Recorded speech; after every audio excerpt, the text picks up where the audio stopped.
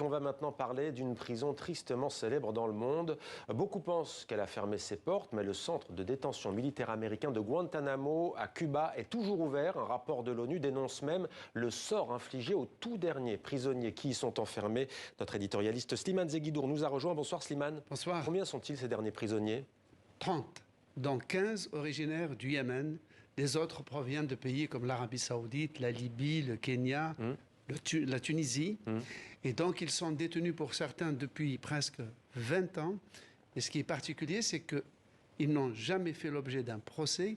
Et certains d'entre eux n'ont même jamais été inculpés du moindre crime. Alors tout le monde se souvient, Slimane, de ces tenues oranges, des visages cagoulés, des positions très recroquevillées de ces détenus. Que dit ce nouveau rapport? Au juste, je rappelle qu'il a été rédigé par Fionnuala Ni-Aloyan, c'est la rapporteure spéciale des Nations Unies pour les droits de l'homme. Elle a eu accès à cette prison militaire. Que dit-elle?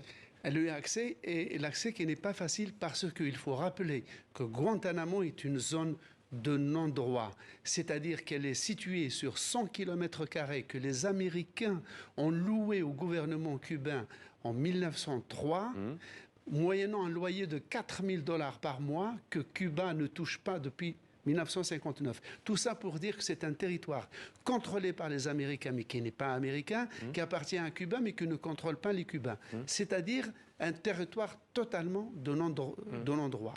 Ces individus sont soumis, donc sont détenus en dehors de toute loi, contre la loi interne américaine, contre le droit international, contre le droit international humanitaire. Donc, surveillance permanente, isolement quasi complet, pas de contact avec leur famille, désordres psychiatriques colossaux. Pourquoi?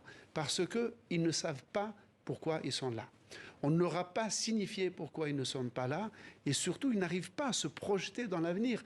Parce que si on est condamné, mettons, à 10 ans de prison, on peut imaginer sa vie au-delà de 10 ans. Alors que là, on peut compter chaque jour les nuits qu'on passe en prison.